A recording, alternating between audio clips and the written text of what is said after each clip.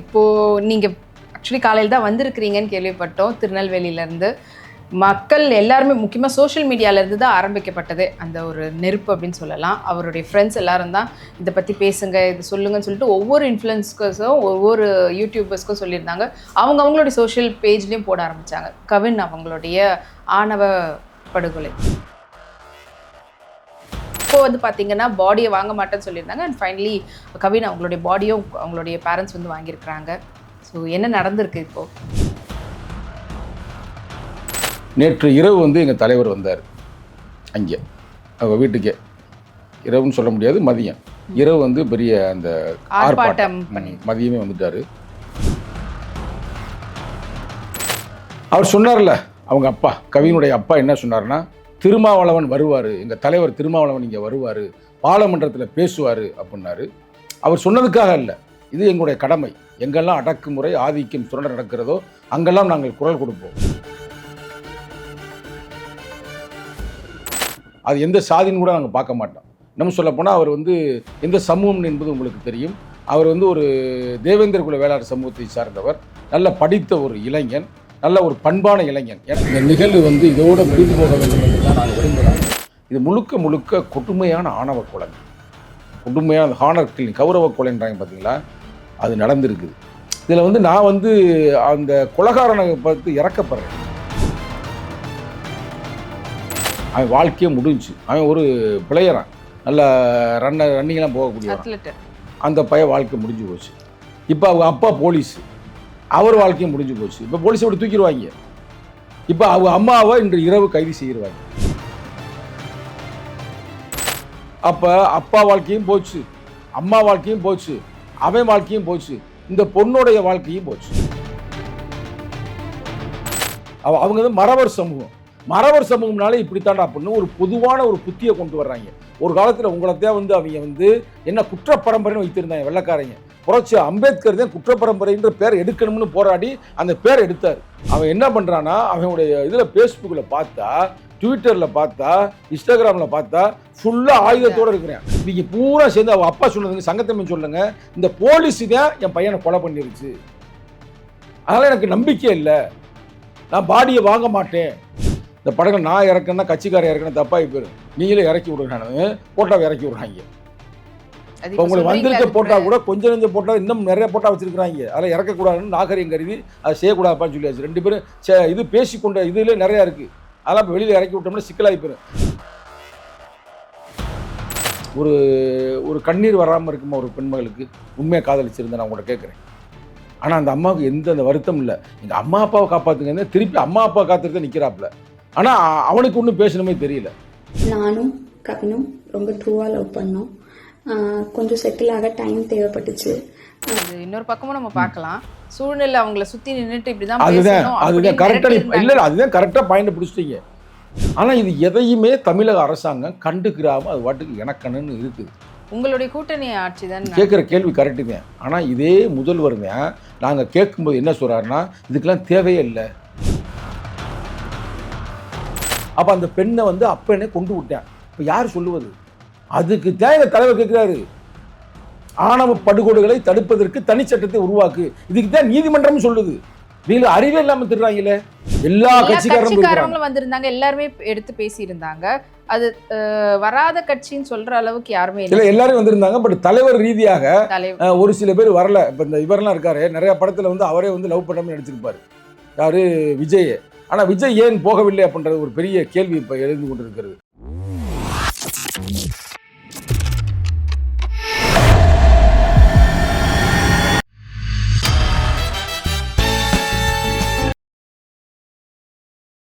நேயர்கள் அனைவருக்கும் வணக்கம். இன்னைக்கு நம்ம இணைஞ்சிருக்கிறவங்க விடுதலை சிறுத்தைகள் கட்சியினுடைய இளம் சிறுத்தைகள் எழுச்சி பாசறையினுடைய மாநில செயலாளர் திரு சங்கத்தமிழன் அவர்களை தான் சந்திக்க போறோம். வணக்கம் சார். வணக்கம்மா. இப்போ நீங்க ஆக்சுவலி காலையில் தான் வந்திருக்கிறீங்கன்னு கேள்விப்பட்டோம் திருநெல்வேலியிலேருந்து. மக்கள் எல்லாருமே முக்கியமாக சோஷியல் மீடியாவிலேருந்து தான் ஆரம்பிக்கப்பட்டது அந்த ஒரு நெருப்பு அப்படின்னு சொல்லலாம். அவருடைய ஃப்ரெண்ட்ஸ் எல்லாரும் தான் இதை பற்றி பேசுங்க, இது சொல்லுங்கன்னு சொல்லிட்டு ஒவ்வொரு இன்ஃப்ளூயன்ஸர்ஸும் ஒவ்வொரு யூடியூபர்ஸ்க்கும் சொல்லியிருந்தாங்க. அவங்களுடைய சோஷியல் பேஜ்லேயும் போட ஆரம்பித்தாங்க கவின் அவங்களுடைய ஆணவ படுகொலை.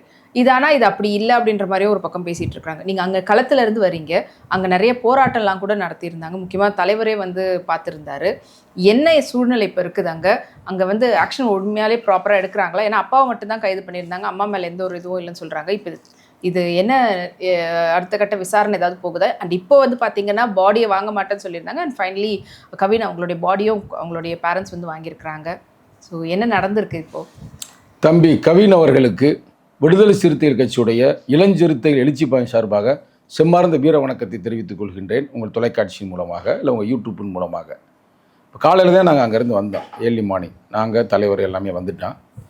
நேற்று இரவு வந்து எங்கள் தலைவர் வந்தார் அங்கே அவங்க வீட்டுக்கே. இரவுன்னு சொல்ல முடியாது, மதியம். இரவு வந்து பெரிய அந்த ஆர்ப்பாட்டம் மதியமே வந்துட்டார். அவர் சொன்னார்ல, அவங்க அப்பா கவினுடைய அப்பா என்ன சொன்னார்னா, திருமாவளவன் வருவார், எங்கள் தலைவர் திருமாவளவன் இங்கே வருவார், பாராளுமன்றத்தில் பேசுவார் அப்படின்னாரு. அவர் சொன்னதுக்காக இல்லை, இது எங்களுடைய கடமை. எங்கெல்லாம் அடக்குமுறை ஆதிக்கம் சுரண்டல் நடக்கிறதோ அங்கெல்லாம் நாங்கள் குரல் கொடுப்போம். அது எந்த சாதின்னு கூட நாங்கள் பார்க்க மாட்டோம். நம்ம சொல்லப்போனால் அவர் வந்து எந்த சமூகம் என்பது உங்களுக்கு தெரியும்.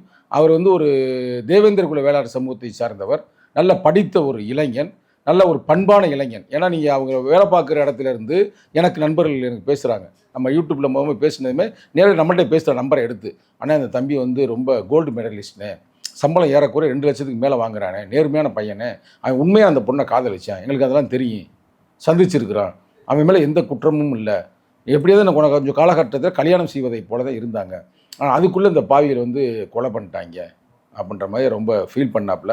சரி ரைட்டு, அது என்னன்றதை நம்ம அங்கே போய் நேரடியாக வந்து அவங்க தந்தையிடமும் பேசினோம், அவங்க அம்மாவிடமும் பேசினோம், எங்கள் தலைவர் பேசும்போது நாங்கள் பக்கத்துலேயும் இருந்தோம். இது முழுக்க முழுக்க கொடுமையான ஆணவ கொலைங்க, கொடுமையான அந்த ஹானர் கில்லிங், கௌரவ கொலைன்றாங்க பார்த்தீங்களா, அது நடந்திருக்குது. இதில் வந்து நான் வந்து அந்த கொலைகாரனை பார்த்து இறக்கப்படுறேன். உண்மையிலேயே என்னென்னா, இப்போ அவன் ஜெயிலுக்கு போயிட்டான், குண்டாஸில் போயிட்டான், அவன் வாழ்க்கையே முடிஞ்சு, அவன் ஒரு பிளேயரான், நல்ல ரன்னிங்லாம் போகக்கூடிய அந்த பையன் வாழ்க்கை முடிஞ்சு போச்சு. இப்போ அவங்க அப்பா போலீஸு, அவர் வாழ்க்கையும் முடிஞ்சு போச்சு. இப்போ போலீஸை விட்டு தூக்கிடுவாங்க. இப்போ அவங்க அம்மாவை இன்று இரவு கைது செய்திருவாங்க. ஆனால் இப்போ வரைக்கும் செய்யலை, இது வரைக்கும் செய்யலை, நிச்சயமாக செய்வதாக உறுதியளித்திருக்கிறார்கள். அதுக்கு அடுத்து அவங்க பாடியை வாங்கியிருக்கிறாங்க, வாங்கி இப்போ வீர வணக்கம் அங்கே செலுத்தி இறுதி அஞ்சலி செய்ய போகிறாங்க. அப்போ அப்பா வாழ்க்கையும் போச்சு, அம்மா வாழ்க்கையும் போச்சு, அவன் வாழ்க்கையும் போச்சு, இந்த பொண்ணுடைய வாழ்க்கையும் போச்சு. போச்சா போகலையா? அது எந்த இடத்துல போகுது? அவன் உயிர் போச்சு, அது வேற பிரச்சனை. ஆனால் இவங்க வாழும்பொழுது இவங்க வாழ்க்கை மட்டும் போகாமல் அந்த சமுதாயத்துக்கு ஒரு கெட்ட பேரை கொண்டாந்து வைக்கிறாங்களா? அவங்க வந்து மறவர் சமூகம், மறவர் சமூகம்னாலே இப்படித்தாண்டா அப்படின்னு ஒரு பொதுவான ஒரு புத்தியை கொண்டு வர்றாங்க. ஒரு காலத்தில் உங்களைத்தான் வந்து அவங்க வந்து என்ன குற்றப்பரம்பரைன்னு வைத்திருந்தாங்க வெள்ளைக்காரங்க. புரட்சி அம்பேத்கர் தான் குற்றப்பரம்பரைன்ற பேர் எடுக்கணும்னு போராடி அந்த பேர் எடுத்தார். ஆனால் இன்றைக்கி நீங்கள் திரும்பி திரும்பி என்ன பண்ணுறீங்கன்னா, அந்த பையன் யார், அந்த கொலை செஞ்சான கொலைகாரன், அவன் பேரை சொல்ல நமக்கு விருப்பம் இல்லை, அவன் என்ன பண்ணுறான்னா, அவனுடைய இதில் ஃபேஸ்புக்கில் பார்த்தா, ட்விட்டரில் பார்த்தா, இன்ஸ்டாகிராமில் பார்த்தா ஃபுல்லாக ஆயுதத்தோடு இருக்கிறேன், அருவாவோடு வச்சுட்டு. நான் ஒரே ஒரு கேள்வி கேட்குறேன், நியாயமாக கேட்குறேன். நீங்கள் 2 பேரும் போலீஸ் தானே, நீ பிள்ளை எப்படி வளர்க்கணும்? நீ பெரிய அறிவாளியாக வளர்க்காட்டினாலும் அவன் ஃபேஸ்புக்கில் இப்படி போடுறான்றது உங்களுக்கு பார்க்காம இருந்தீங்க. அப்போ இதனாலே நான் அவங்களே குற்றவாளின்னு சொல்கிறேன். நீ எப்படி குற்றவாளியை கண்டுபிடிக்க முடியும்? அங்கே இருந்த ஒரு இன்ஸ்பெக்டர் சொல்கிறாங்க, அவன் பெரிய சாதி வரியனா. இவங்க பூரா சேர்ந்து அவள் அப்பா சொன்னதுங்க, சங்கத்தம்மன் சொல்லுங்க, இந்த போலீஸு தான் என் பையனை கொலை பண்ணிருச்சு, அதனால் எனக்கு நம்பிக்கை இல்லை, நான் பாடியை வாங்க மாட்டேன். ஆனால் நீங்கள் சொல்கிறனால நீங்கள் வந்து எங்கள் தலைவர் ஒன்றும் வாங்கலான்னு சொல்லலை, எங்கள் தலைவர் சொன்னார் பாடி 5 நாள் ஆச்சு, அவருக்கான ஏதோ நடந்து போச்சு, அவருக்கான அந்த இறுதி அஞ்சலி செய்கிறதே முறை, ஆனால் நான் வாங்கி தர்றேன், ஒன்றும் பயப்படாதீங்க, நான் உங்களோட இருக்கிறேன், நான் முதல்வர்கிட்ட பேசுகிறேன், எல்லாத்தையுமே உங்களுக்கான தீர்வை நான் வாங்கி தரேன்னு சொன்ன பிறகு தான் எனவே கைது பண்ணுவாங்களாங்க. உங்களுக்கு இன்னொரு வரலாறு சொல்கிறேன் கேளுங்க. அந்த நிகழ்வு நடந்ததுமே 15 நிமிஷத்தில் எனக்கு ஃபோன் வந்துச்சு அந்த ஏரியாவிலேருந்து, அண்ணன் இது மாதிரி நடந்துருச்சுன்னு அப்படின்னு. நானும் பெருசாக எடுத்துக்கிறல, இது என்னமோ ஆணவ போடுன்றா அதுன்றா இதுன்னு ஏதாவது வேறு பிரச்சனையாக இருக்குப்பா, விடுங்கப்பா மேட்ரை, 1000 பிரச்சனை நடந்துக்கிட்டு இருக்குது. அப்போதே எங்களுக்கு வேறு அந்த மோடி இங்கே வந்ததெல்லாம் அந்த பிரச்சனை நடந்துக்கிட்டு இருக்குது. தஞ்சாவூருக்கு வந்து தஞ்சாவூருக்கு வருவாரான், அங்கே எல்லாம் பண்ணுவாரான், நாணயம் வெளியிடுவாரான், அது தமிழ் எழுத்தே இருக்காதான். இங்கே நம்ம கீழடி நாகரிகத்தை உலகத்துக்கு பரப்புறானா அதை தடுப்பாங்களாம். ஆனால் இங்கே வந்து அரசியலுக்காக பண்ணுவோம். இந்த மனநிலை நாங்கள் இருக்கிறோம், எங்கள் தலைவர் வேறு அங்கே போயிருக்கிறாரு, அங்கே மோடி இவர் ஒன்றா இருக்கிறேன்னு அது இப்போ பிரச்சனை போய்கிட்டு இருக்கு. அதுக்கு விளக்கம் கொடுத்துக்கிட்ட தருணத்தில் இது நடக்குது. 27ஆம் தேதி பெருசாக எடுக்கலை. அதுக்கு எடுத்து பார்த்தா அந்த பொண்ணு வந்து நான் அவனை காதலிக்கவே இல்லை, இப்போ வந்து பார்த்தீங்கன்னா இப்போ சொல்லுதுங்க, அப்போ வருதுங்க செய்தி, அதை இறக்குறாங்க போலீஸு திட்டமிட்டு. நல்ல கேட்ட போலீஸ் அப்போ நான் பொறுக்கின்னு சொல்லுவேன், நிறைய பேர் ஏற்றுக்கிற மாட்டாங்க. ஆனால் உண்மை அதுதான். அதுக்காக எல்லா போலீஸும் சொல்லலை.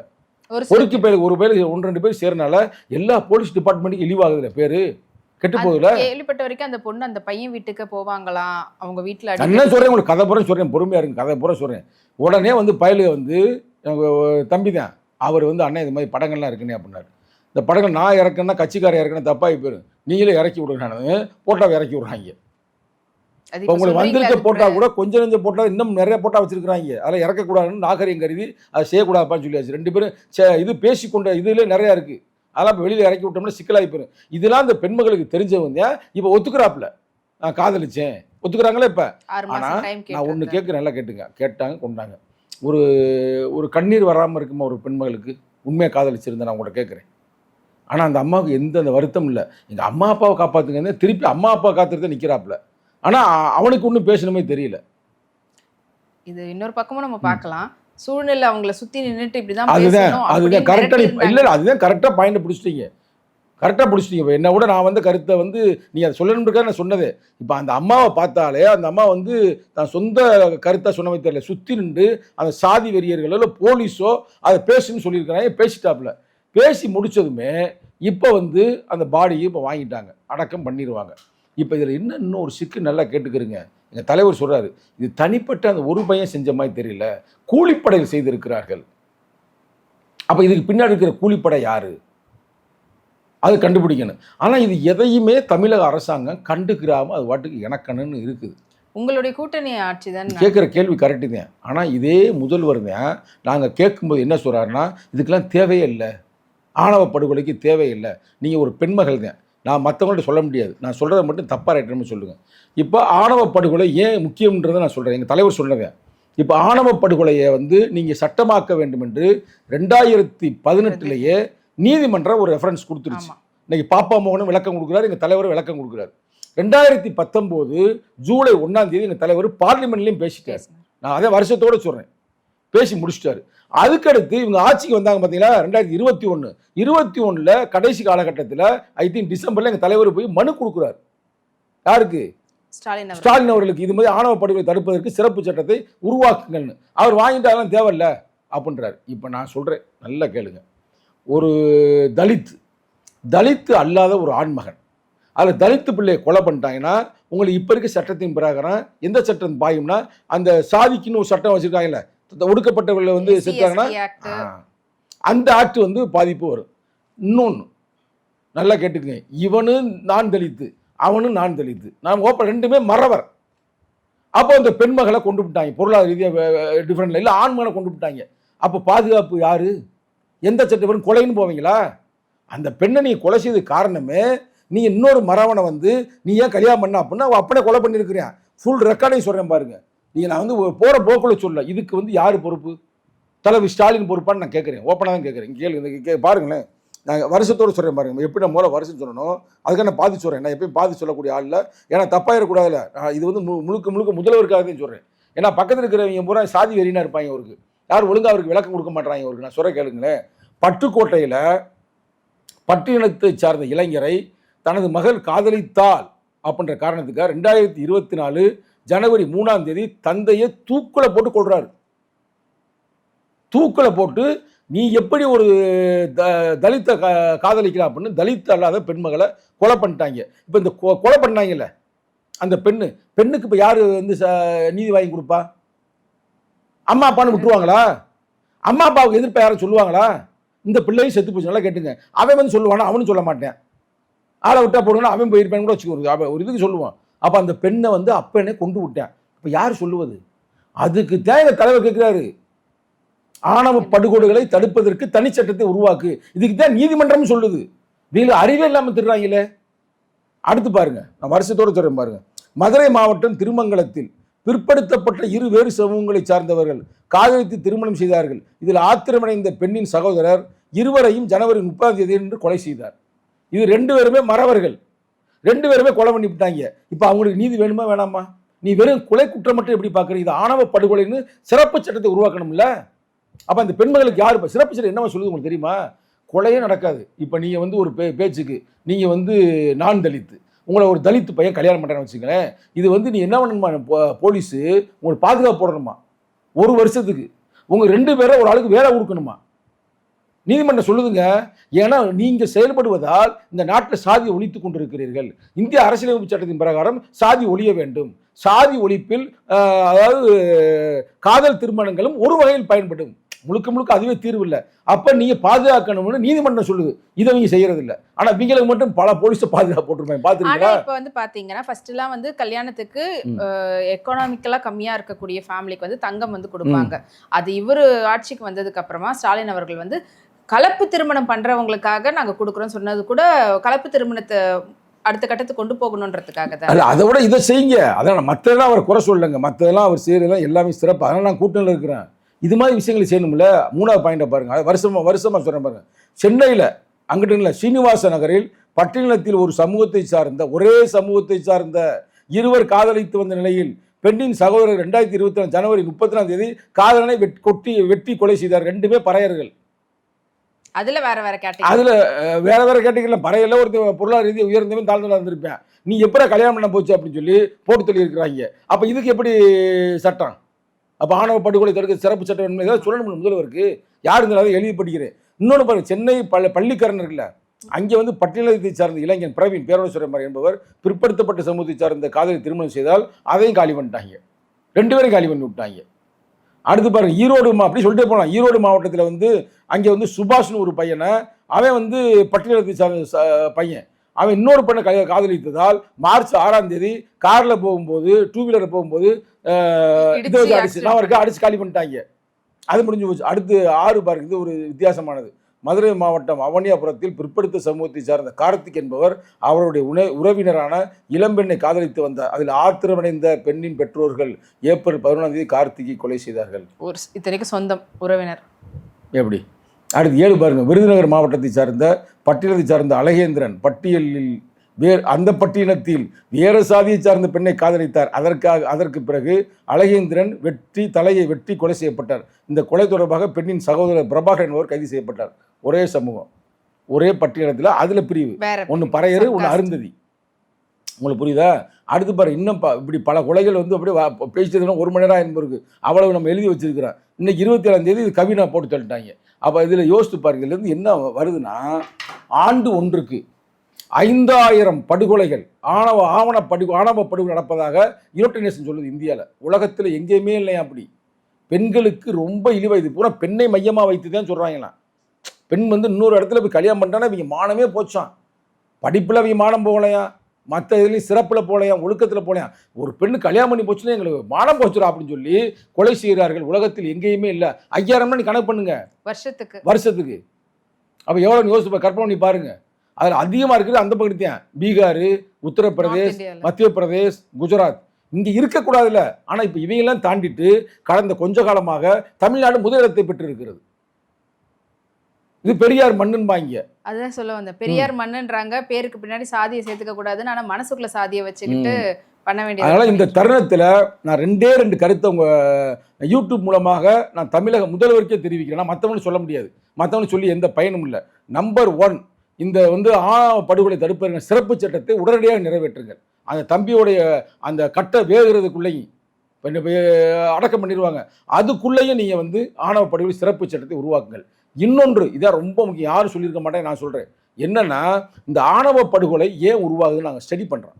கேஸ் ஸ்டடி பண்ணதில் அதுலேருந்து அந்த சமூக கட்டமைப்பில் அவங்க 2 பேரும் நல்லா லவ் பண்ணலாம். ஃபார் எக்ஸாம்பிள், இளவரசன் அந்த கதையை பார்த்தீங்களா? 2 பேரும் காதலிச்சு கல்யாணம் பண்ணாங்க. அவங்க அப்பா எப்படி தூக்கு பிடிச்சி ஆகுறாரு. உன் பிள்ளைய இருந்து ஒரு பறையனா போய் கல்யாணம் பண்ணுன்னு சொல்லவுமே அவங்க அப்பா வந்து மானம் போச்சுரா அப்படின்னு தூக்கு பிடிச்சி ஆறாரு. அடுத்து அவனை கொலை பண்ணிடுறாங்க. இது மாதிரி மனநிலையை வந்து எப்படி உருவாக்குறாங்க? இப்போ இந்த பையனை கொலை பண்ணால் தானே, அவன் 2 ஃப்ரெண்டு. இன்னும் சொல்லுமே, அவன் வந்து ஏறக்குறைய பள்ளி படிக்கின்ற காலத்திலேருந்து ஃப்ரெண்ட்ஷிப்பு. இவங்க வீட்டுக்கு அவங்க போவாங்களா, அவங்க வீட்டுக்கு இவங்க போவாங்களாம். அந்த பொண்ணு நேரடியாக பேசின ரெக்கார்டு இருக்குது. நான் காதால் கேட்டேன். அவங்க அம்மா போட்டு காட்டுச்சுங்க. அவங்க அம்மாட்ட பேசியிருக்கு. நான் வந்து இந்த அம்மா அழுகுது, என் பையனை விட்டுருமா, நீ வேறு யாரும் கல்யாணம் பண்ணி. இல்லை நான் வாழ்ந்தாலும் வாழ்வே, இல்லை செத்தாலும் சாவனை ஒழிய நான் வேறு யாரும் கல்யாணம் பண்ண மாட்டேன், உங்கள் பையனை தான் கல்யாணம் பண்ணுவேன் அப்படி இந்த பொண்ணு பேசுது. இப்போ எல்லாம் போலீஸ்கிட்ட எல்லாம் தெரிஞ்சிடும்.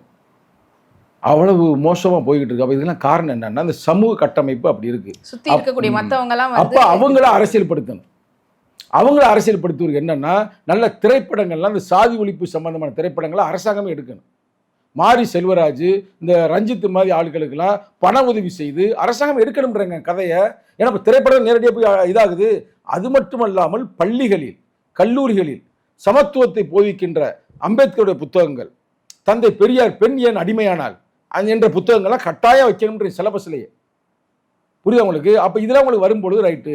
அப்போ யார் என்ன சொன்னால் நான் கேட்க மாட்டேன், எங்களுக்கு வந்து மனித மாண்பு தான் முக்கியம், மனித நேயம் தான் முக்கியம் அப்படின்னு அந்த புத்திக்கு வருவாங்க. அதான் ஒரு கவிஞன் சொல்லுவேன், அதனால் யாருன்னு பேர் மறந்து போச்சு, பிறக்கிற தேதி திறந்து பிறக்கிறோமா, பிறக்கும்போது நம்ம பிறந்த தேதி நமக்கு தெரியும், சாகுற போய் பிறந்த எப்படா சாக போகிறோம்னு நமக்கு தெரியாத செத்து போயிடுவோம்.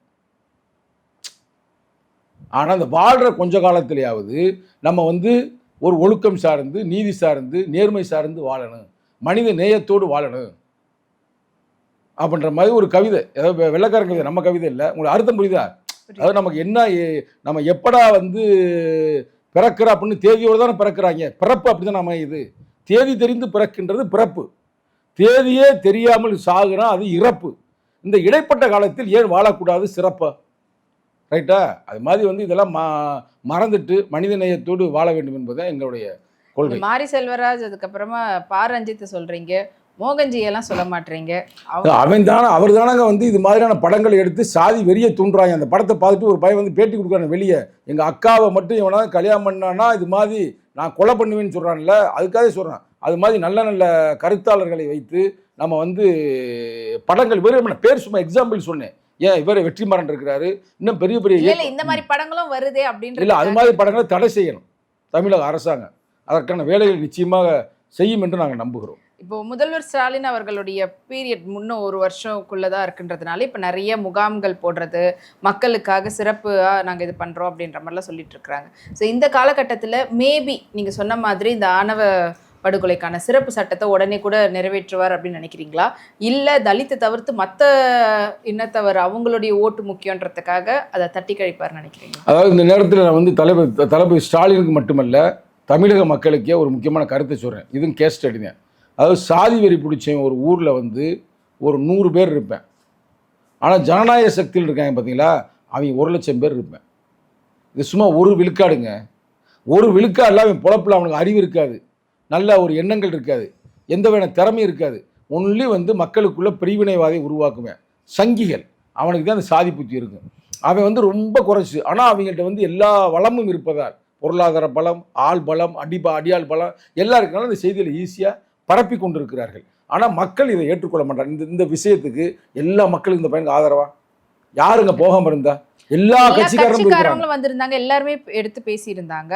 அது வராத கட்சின்னு சொல்ற அளவுக்கு யாருமே இல்லை, எல்லாரும் வந்திருந்தாங்க. பட் தலைவர் ரீதியாக ஒரு சில பேர் வரல. இப்போ இந்த இவரெல்லாம் இருக்காரு, நிறைய படத்தில் வந்து அவரே வந்து லவ் பண்ணாமல் நடிச்சிருப்பாரு, யாரு விஜய்.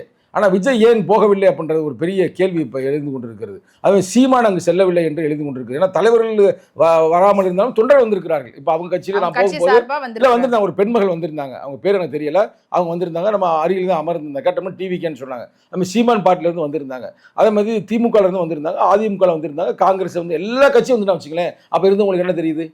ஆணவ படுகொலையை மக்கள் ஏற்றுக்கொள்ளவில்லை, சாதி புத்தியை மக்கள் ஏற்றுக்கொள்ளவில்லை. அது பூரா ஒரு சில பேருக்கு தான் இருக்குது. ஜனநாயக சக்திகள் யார் ஏற்றுக்கொள்ள மாட்டாங்க. இருக்க மனிதர்களே வந்து மனிதனுக்கு மிருகத்துக்கு என்ன வித்தியாசம்? மிருகம் தான், மனிதன் அந்த மாண்போடு இருக்கிறேன், அதான் மனிதனாக இருக்கிறேன். அது ஒரு சில பேர் செய்கிறனால இது வருது. ஆனால் தளபதி ஸ்டாலினோ மற்ற ஏனைய கட்சி தலைவர் என்ன நினைக்கிறாங்கன்னா, இது போட்டால் ஓட்டு போயிடும் நினைக்கிறாங்க. அது தப்பு. உயிர் போகுது, உயிரை திருப்பி கொடுக்க முடியுமா அந்த பையன் உயிரை? அப்போ தடுக்கணும்ல. அப்போ ஓட்டு புத்தின்றது தப்பு இல்லை, இது தவறுன்னு எல்லாருக்கும் தெரியுதுங்க. ஆனால் ஏன் சட்டம் செய்ய மாட்டேறீங்க? ஏன் நல்லா கேட்டுங்களா, நான் சொல்கிறது ரொம்ப நுட்பமானது. நீதிமன்றம் தான் அனைத்து அதிகாரம் உள்ளது.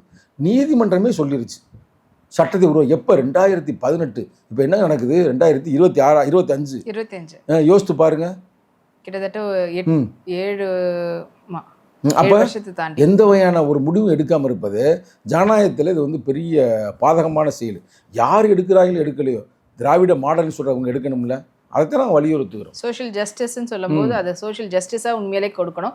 ஆனால் இப்போ கவினுடைய அப்பா பேசும்போது சொல்லியிருந்தாரு, பொண்ணை நீ கொண்டு இருந்தா அது பாராட்ட இது பண்ண. ஆனால் அதுவே ஒரு இல்லை, அந்த கருத்தை நாங்கள் ஏற்றுக்கொள்ள. நான் ஐயாட்டே சொன்னேன், ஐயா என்ற ரொம்ப நேரம் பேசினார், நீங்கள் மற்ற பேசின கருத்துலாம் சரிங்கய்யா, ஆனால் நீ அந்த நேரத்தில் வந்து நீ அந்த கருத்தை நீங்கள் பேசியிருக்கப்படாது. இல்லை, அவரே சொன்னார், அந்த கோபத்தில் வந்துருச்சு, வேகத்தில் வந்துருச்சுன்னு. நம்ம யாரையுமே கொலை செய்யக்கூடாதுன்னு சொல்கிறோம். இன்னும் சொல்ல போனால் அந்த பெண்ணுக்கு பாதுகாப்பு இல்லை, உங்களுக்கு தெரியாது. நான் இன்னும் மீண்டும் சொல்கிறேன், ஒருவேளை போலீஸ் கவனமான சொல்கிற கேட்டுக்கிறதுங்க, அவங்களே கூட போட்டு தள்ளிவிட்டு, ஏன்னாப்பா அந்த பொண்ணு ஓப்பனாக காதலிச்சின்னு உண்மை சொல்லுதில்ல, போட்டு தள்ளிவிட்டு பழியை கூட வேறு யார் மேலேயும் போடுவாங்க. நான் சொல்கிற வாய்ப்பு இருக்கா இல்லையா? இப்போ சிக்கலே வந்து அந்த பெண்ணுக்கு தான். இப்போ அந்த பெண்ணுக்கு தான் பாதுகாப்பு வழங்கணும் சீரியஸாகவே. அதே மாதிரி அவங்க தம்பி கொஞ்சம் பயமாக இருக்கிறேன். யாருன்னா அந்த இறந்து போனால கவினுடைய தம்பி, அவனை பார்த்தேன், அவன் பேசவே மறுக்கிறேன். இதோ ஒரு பதட்டத்திலே இருக்கிறேன், அதனால் பேச முடியலை. நான் கூட உட்காந்து என்னப்பா எது பண்ணுச்சு, நீ தான் பார்த்தியில என்ன சொல்லணும், அவள் அம்மா விவரமாக பேசுது, அவங்க அப்பா விவரமாக பேசுது, ஆனால் அந்த தம்பி பேச முடியல. அப்போ அவனுக்கு என்ன ஏண்டான்னு கேட்டால், எனக்கும் பயமாக இருக்குனே, எங்கள் அண்ணனை போட்ட மாதிரி என்னையும் போட்டுருவாங்கன்னு பயமாக இருக்குனே அப்படின்றாங்க. ஏன்னா அங்கே வந்து நல்லா தெரிஞ்சுக்கிறீங்க, அங்கே தேவேந்திர குல வேளாறு சமூகம் ஸ்ட்ராங்கானது, சும்மா சாதாரண விஷயம் இல்லை. திருப்பி அடிக்கிறதுல வந்து அவங்களுக்கு ஆளு இணை யாருமே இல்லை, அவ்வளவு இதான ஆளுங்க. இருந்தாலும் கூட அவங்க வாழ்கின்ற பகுதியில் இவங்க மைனாரிட்டியாக இருக்கிறாங்க, அவங்க இவங்க ஊரில் இவங்க அதிகமாக இருக்கிறாங்க. ஆனால் அந்த ஏரியாவில் பார்த்தோம்னா அது எப்படின்னா வெறும் மக்கள் தொகை மட்டுமல்ல, ரவுடிகள் ஃபுல்லாக அவங்க தானே இருக்கிறாங்க. அதுக்கு தான் அவங்க பயப்படுறாங்க. அதான் தந்தை பெரியார் சொல்லுவார் இல்லைங்க, ஒரு நல்ல மனுஷன்ட்டு நம்ம போட்டி போடலாம், ரவுடி பயல்கிட்ட போட்டி போட முடியுமா, அரசியல் பண்ண முடியுமா அப்படின்னா அவருடைய வருத்தம். அது மாதிரி வந்து அதுக்கு தான் பயப்படுறாங்க. எங்கள் தலைவர் அந்த கோரிக்கை வைத்திருக்கிறார், அவங்களுக்கு பாதுகாப்பு போடுங்கன்னு. ஆனால் விடுதலை சிறுத்தை இளைஞரன் என்ன சொல்லுதுன்னா, அந்த பெண்ணுக்கும் பாதுகாப்பு போடுங்க. பெண்ணும் ஒத்துக்குருச்சு நான் காதலிச்சேன்னு, வேறு அந்த பொண்ணு எந்த தப்பு செய்யலை, அது ஒரு சாதாரண ஒரு கருத்தில் எவ்வளோ மாட்டிக்கிட்டு பேசுது. இப்போ அந்த அம்மா அந்த காதலிச்சேன்னு சொன்னதே பெரிய விஷயம் தானே, உண்மை ஒத்துக்கிறது இல்லை. அப்போ அது நாங்கள் வந்து 2 பேரும் திருமணம் செய்ததாக இருந்தோம், ஆனால் கொஞ்சம் எங்கள் வீட்டில் ஏற்றுக்கொள்ளவில்லை, கொஞ்சம் 6 மாதம் டைம் கேட்டிருந்தேன். இந்த 6 மாதத்தை தெரிஞ்சுக்கிட்டு இப்போ அவன் தாய் தகப்பேன், நீ தயவு செய்து அந்த பெண்களுக்கு நான் சொல்கிறேன், நம்ம பார்க்குதோ பார்க்கல நம்ம பேசுகிறத நல்லா கேட்டுக்கிறீங்க, நீங்கள் அம்மா அப்பாவை காப்பாற்ற முயற்சிக்காதீங்க. இப்போ அதுக்கெல்லாம் ஒரு எடுத்துக்காட்டு வந்து நேரத்தை தங்கை கௌசல்யா தான் நான் சொல்ல விரும்புகிறேன். கௌசல்யா உங்கள் சமூகத்தை சார்ந்த பெண்மகள் அங்கே போயிருக்கும்போது அந்த பெண்மகள் அங்கே வந்துருச்சு, அண்ணன் நானும் இதில் கலந்துக்கிறேன் அப்படின்னு சொல்லி. அந்த பெண்மகள் என்ன சொல்லுதுன்னா, நான் மறவர் சமூகத்தை சார்ந்தவர், அந்த நேரத்தில் எங்கள் அம்மா அப்பா கொலை பண்ணிட்டான், எனக்கு தான் தெரியும், ஏன்னா என்கிட்ட தான் சொல்லியிருந்தாங்க. ஆனால் வந்து வெளியே வந்து போலீஸ் எடுத்துக்கிறவே இல்லையா, அந்த அந்த கூலிப்படை பண்ணி கைது பண்ணாங்க. ஆனால் திருப்பி இந்த பெண்மகள் ஒற்றைய பெண்மகளாக இருந்து இந்த சமூகத்து சிந்தனையாளர்கள்லாம் வச்சு போராடி தான் இன்றைக்கி அதுக்கு தீர்ப்பு வாங்கியிருக்கு. இப்போ அம்மா அப்பாலாம் ஜெயிலில் கிடக்குறாங்க, இன்னமும் ஸ்ட்ராங்காக இருக்குங்க. அப்போ ஒரு புரட்சி பெண்மகள் தானே. அப்போ நீங்கள் பயப்படாதீங்க, நீ தைரியமாக என்னன்றது உண்மையை சொல்லுங்கள், அதுக்கு விடுதலை சிறுத்தையில் உங்களுக்கு பக்கபலமாக இருக்கும். மற்ற கட்சியை தாண்டி தலைவர் வந்து தான் ஆர்ப்பாட்டம் வந்து பண்ணியிருந்தாங்க, அதுக்கான காரணம் இல்லை ஆர்ப்பாட்டம் என்ன, மக்கள் நாங்கள் அரசியல்படுத்துகிறோம். இப்போ திருநெல்வேலி மேட்டர் நான் சொல்ல வரேன், திருநெல்வேலியில் அங்கே தலித்துகள் கொஞ்சம் குறைவு, அதில் மாற்று கருத்து இல்லை. யார் அங்கே அதிகமாக இருப்பான், நாடார் சமூகத்தை சார்ந்தவர்களும் அந்த இன்னொருத்தர் இருக்கிறாங்க, அது என்ன மறவர் சமூகம் நிறையா இருக்கிறாங்க. மறவர்னா கள்ளர், அகமுடையார், இவங்கெல்லாம் எல்லாம் சேர்ந்தா இருக்கிறாங்க. ஆனால் அன்னைக்கு வந்து சிறுமதிக்கின்ற அகமுடையார் பெண்ணுக்கு பிரச்சனை நடக்கும்போது விடுதலை சிறுத்தையும் போராடிச்சு, ஒரு பெண் என்ற முறையில். ஆனால் எல்லா பேரும் எதிர்ப்பாக இருந்தாங்க சோசியல் மீடியா. ஆனால் விடுதலை சிறுத்தைகளோ நானும் அந்த பெண்ணுக்கு ஆதரவு தானே பேசினேன். நாங்கள் அந்த பெண் வந்து தலித்து நான் பார்த்தேன், அந்த பெண் ஒரு அகமுடையார் பெண் அப்படின்னு நாங்கள் பார்க்குறோம், ஒரு பெண்ணு தான். அப்படி தான் இந்த பெண்ணையும் நாங்கள் பார்க்குறோம். ஆனால் அவங்க என்ன பண்ணுறாங்க, நெய்வேலி சைடில் சாதி வெறி பிடி கொடுத்து இளைஞர்களை, சிறு பையங்கெல்லாம் பூரா சாதி வெறி பிடிச்சி திடுறாங்க. அதே பள்ளிக்கூடத்தில் வாயில் வெட்டுறாங்க, சின்னத்துறையை நல்ல புல்லட் ஓட்டினா கையை வெட்டுறாங்க, கபடி நல்லா விளையாண்டா வெட்டி போடுறாங்க. இப்படி பல வகையான செயல் நடந்து கொண்டிருக்கிறது. இந்த அரசாங்கம் தயவு செய்து கவனமாக அந்த 2 கோரிக்கையை நிறைவேற்ற வேண்டும். சிறப்பு சட்டத்தை உருவாக்க வேண்டும், அதே நேரத்தில் அரசியல்படுத்தணும், பள்ளியில், கல்லூரியில், திரைப்படங்களில். ஆனால் அது சொல்லிக் கொடுக்கக்கூடிய இடத்துல இருக்கிற டீச்சர்ஸே வந்து ஒரு சில பேர் கொஞ்சம் அந்த சாதி வெறியோடு இருக்கிறாங்க. இது பாதுகாப்பு கொடுக்க வேண்டிய போலீஸ் அதிகாரிகளும் வந்து கொஞ்சம் பேர், இப்போ ஏன் இவங்களுடைய அப்பா அம்மாவே வந்து பார்த்தீங்கன்னா அந்த சாதி வெறியோட தான் கேட்டால் போலீஸ் அதிகாரி இப்படி தூக்கணும். போலீஸ் அதிகாரிலாம், போலீஸ் அதிகாரி, டீச்சரு, இதுக்கு ஒரு நுண் அமைப்பை உருவாக்கணும். தலைவர் அதையும் சொல்கிறாருங்க, ஒரு நுண்ணறிவு பிரிவை, இன்டெலிஜென்ஸ் விங்கை உருவாக்கணும். அவங்களுக்கு தெரியும் இந்த பள்ளிக்கூடத்தில் இப்படி நடக்குது, இந்த இடத்துல இப்படி நடக்குது, அப்போ யாரும் தெரிஞ்சு அவங்க டிஸ்அஸ்மெண்ட் பண்ணணுன்றேன். இதெல்லாம் முக்கியமான வேலைங்க.